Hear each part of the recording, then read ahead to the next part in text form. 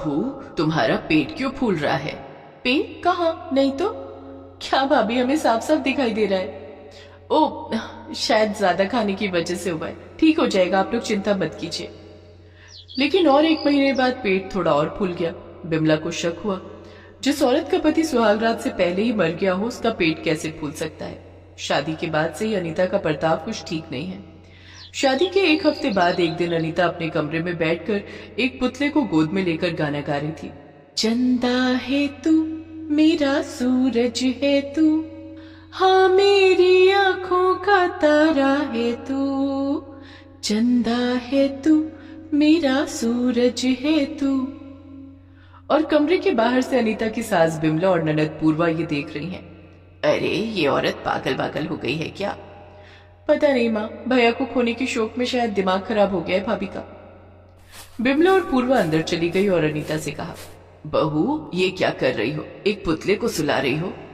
हाँ माँ, मैं तो हमेशा से एक बच्चा चाहती थी, लेकिन देखते ही देखते क्या से क्या हो गया, वो चले गए। अनीता की आंखें भर आई। 1 हफ्ता पहले ही उसकी शादी हुई थी। मंडप में शादी खत्म होने के बाद ही उसके पति रौनक के पास एक चिट्ठी आई।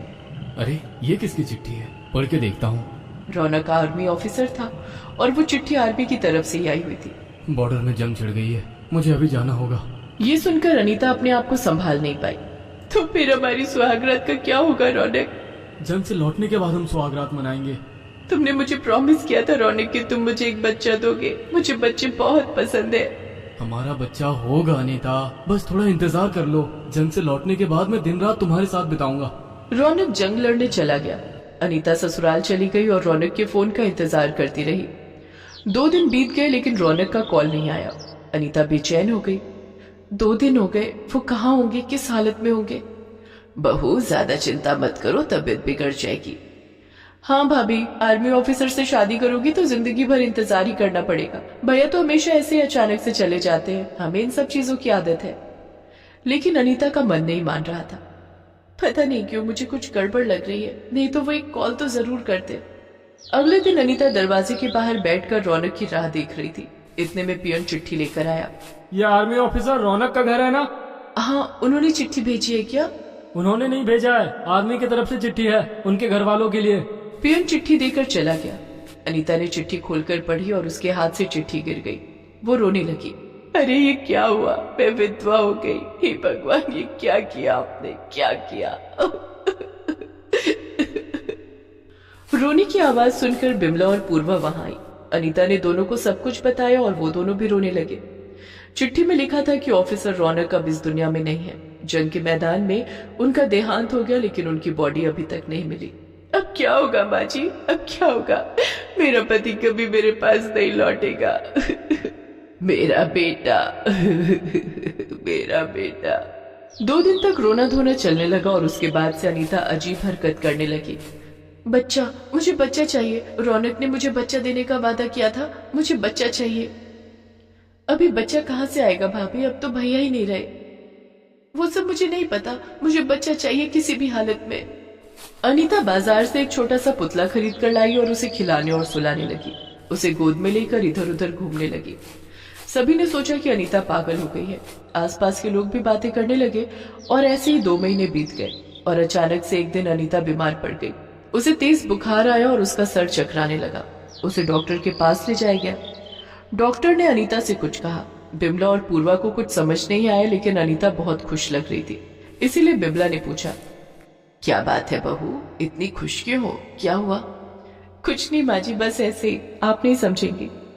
उसके बाद से अनीता के हाव भाव बदले बदले से लगने लगे। वो बहुत ज्यादा खाना खाने लगी और उसे हमेशा खट्टा खाने का मन करने लगा। माँ, ये भाभी को हुआ क्या है? कुछ दिनों से कुछ अजीब सा लग रहा है। पता नहीं बेटी, शायद रौनक की मौत के शोक को अब तक भुला नहीं पाई है।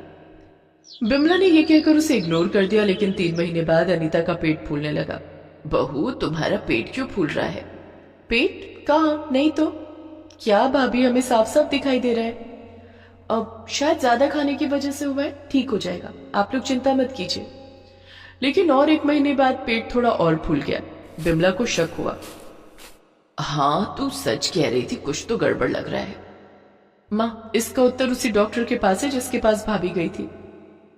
वो दोनों डॉक्टर के पास चले गए। डॉक्टर साहब, हमारी बहू को क्या हुआ है? क्यों, आपकी बहू ने आपको नहीं बताया क्या? वो प्रेग्नेंट है। ये सुनकर बिमला और पूर्वा के सर पर जैसे आसमान गिर पड़ा। क्या प्रेग्नेंट? लेकिन ये कैसे हो सकता है?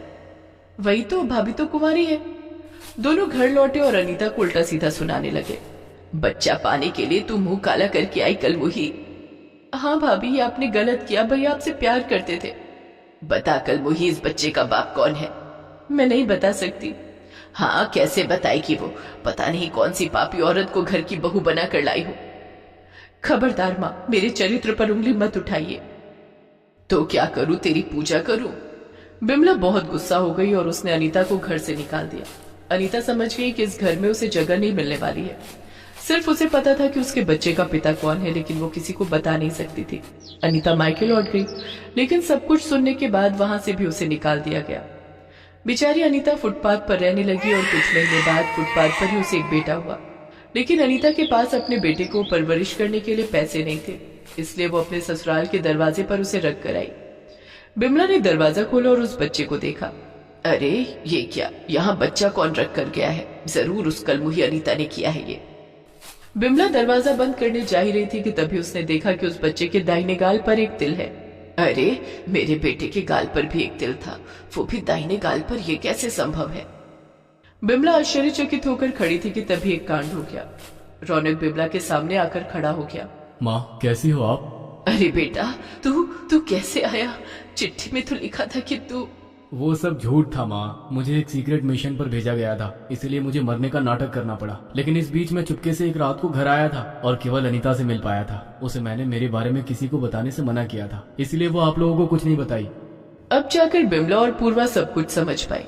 इसका मतलब ये बच्चा तेरा है? इसका मतलब बहू ने कोई पाप नहीं किया है? मैं फालतू में उस पर शक किए जा रही थी। बेटा, तू बहू को ढूंढ कर ला। रौनक तुरंत बाहर गया और बहुत ढूंढने के बाद आखिरकार उसे अनीता मिल गई। वो अनीता को लेकर घर आया। बिमला और पूर्वा ने उससे माफी मांग ली और उसके बाद सभी खुशी खुशी रहने लगे।